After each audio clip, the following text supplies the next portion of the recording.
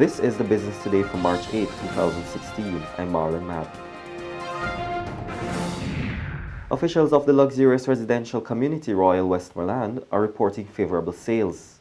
In fact, real estate associate Zoe Flynn tells Business Today despite the economic downturn, sales have been strong, especially over the past 2 years.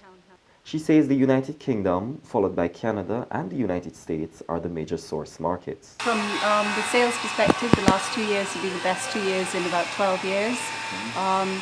Great pace of sales, wide variety of different sales from apartments to new build, townhouses. So we have a wide range of variety, and we've had a great couple of years. We're having more and more people that want to have a second home or third home in the sunshine. And they choose Royal Westmorland for security, for the beautiful surroundings and everything that we have here offering. The West Coast estate offers both holiday and ownership options.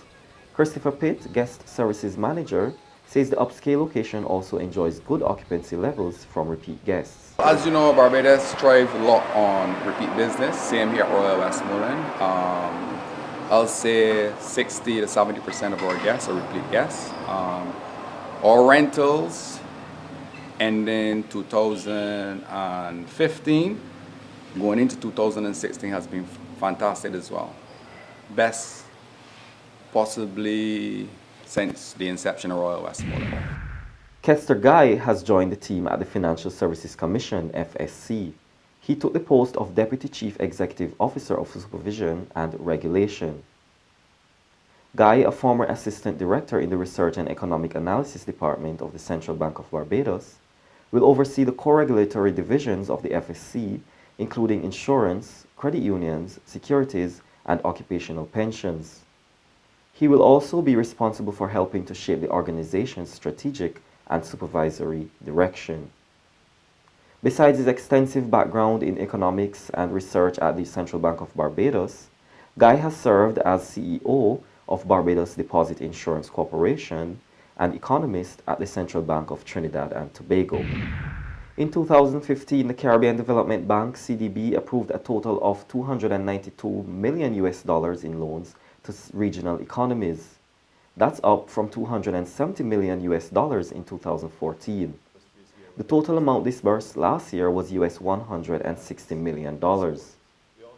President of the CDB, Dr. Warren Smith, reports that bank approved 12 capital loans, 3 policy-based loans, and 62 technical assistance interventions. 10 countries benefited from the loans, with the largest beneficiaries being Antigua and Barbuda, Belize, and Grenada. The second-term president said the bulk of the financing was targeted at investments to strengthen and modernize social and economic infrastructure, to improve environmental management and disaster risk management, to build climate resilience while promoting energy efficiency and renewable energy, and to promote private sector development and improvements in governance.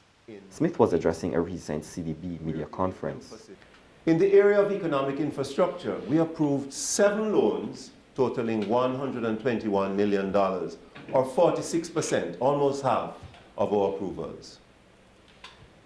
These projects included improving water supply in the Bahamas and right here in Barbados, upgrading the John Compton Dam in St. Lucia. It was targeted at flood mitigation, again here in Barbados, and rehabilitation and reconstruction of roads and sea defenses after severe damage from floods and Tropical Storm Erica in Dominica.